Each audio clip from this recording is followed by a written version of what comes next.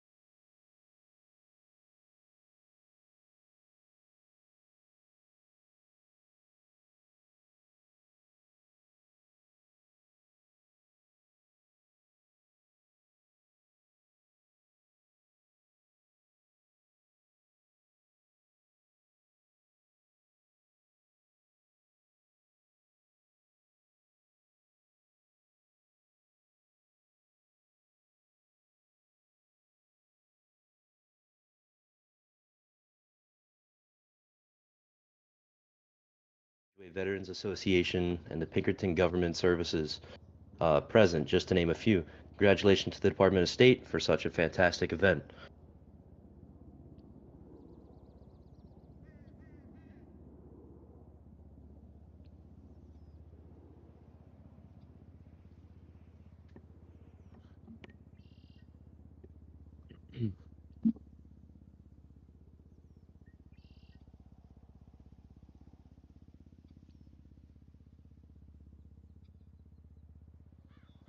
Just to handle a few technical difficulties we're having. One moment, please.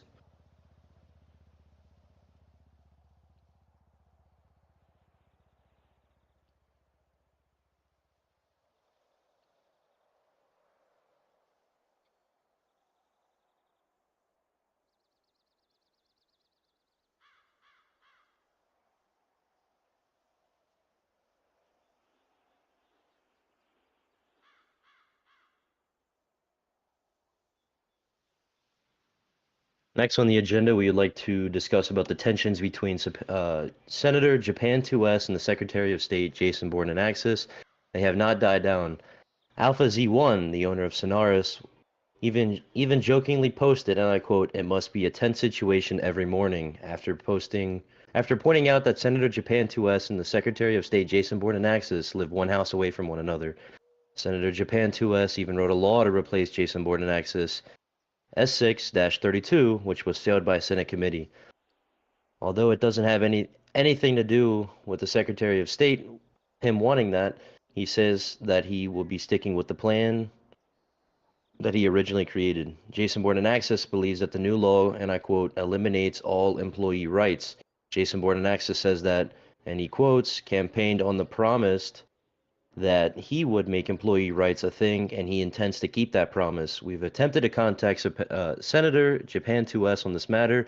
However, she declined to interview." Next on the agenda, Rospan.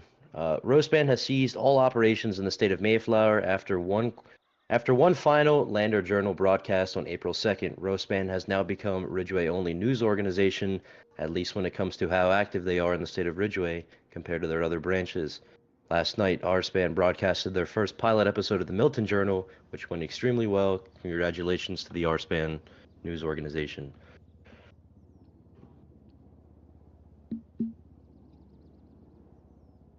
On March 31st, the Law Enforcement Training Center released results for its 13th class with 29 graduating candidates. This was the largest class by far in LETC history, with over 200 plus applicants applying. The Law Enforcement Training Center claims due to several factors, this class had to endure the toughest quizzes and exam in the history of the training center.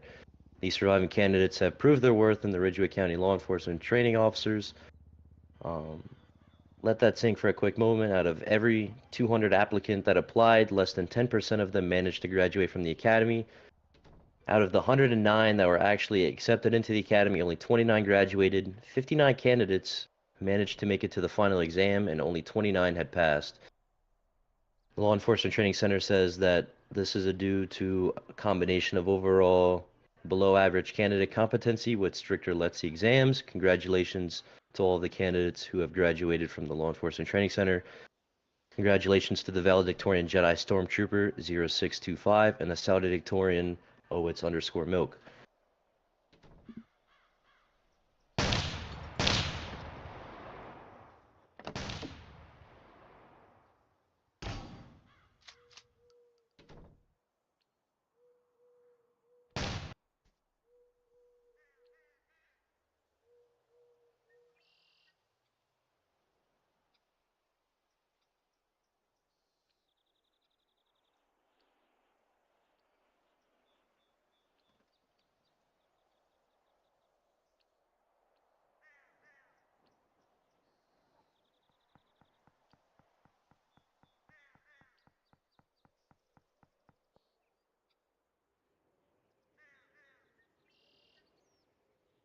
Please bear with us through this technical difficulty.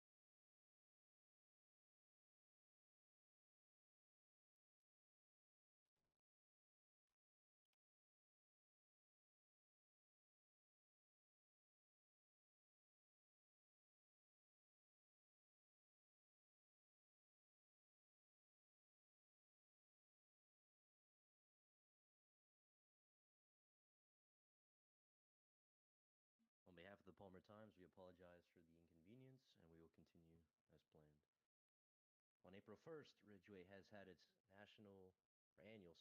April Fool's Day prank update, this time taking a spin on its past. Noosa's old Las Vegas game created in 2014 was added into the area past Cyrus Acres. This update has also had a course on the classic pink light bars for police officers, the wee woo siren for police officers, and the pew pew sound for guns. However, the developers also added another spin. Ridgeway developer Squarehead Dude notified police officers, and I quote, due to a solar flare. It seems tasers and beanbag shotguns no longer have function. This, along with the April Fool's Law created by Senator Vince Fant, aiding policy, making policing very differently. Sorry about that. Um, what did the April Fool law contain? Well, red lights were now considered stop signs, and you could go 20 above the posted speed limit, and the undercover police cars were required to be the color purple. Moving on to the significant change within the Palmer Police Department. The significant announcement made by the Palmer Police Department that we forgot to mention last week, following the resignation of Maxtat Zombie, lieutenant of PPD Special Investigations Unit. The Palmer Police Department has elected one of their own anchors here at the Palmer Times, Taken W, to be the next lieutenant of the PPD and Special Investigations Unit. Lieutenant Taken, being a former lieutenant of the Special Investigations Unit as well as the captain, is now back to save them. What does he have in store for the Special Investigations Unit, you may say? He plans to revamp Bureau policies and ensure that the Special Investigations Unit is up to par and running per standards and traditions of the SIU that he originally created. Congratulations to Taken W on such a large achievement, and congratulations to the Palmer Police Department. And now for our final segment, the business of the week. This week's business of the week, drum roll please, the Ridgeway Arms and Munitions. As an official partner of the Palmer Times, they sell firearms, ammunition, self-defense tools, and so much more. They offer pretty much every item in the game. And that will wrap up this week's Palmer Times. Thank you everybody for tuning into the Ridgeway review tonight. My name is Sire Maskeen, and we will see you next Thursday. Have a good night. This has been the Ridgeway Review on the Palmer Times, hosted by Sire Mazakeen. Make sure to tune into the Ridgeway Review next week to get a recap on all possible upcoming news.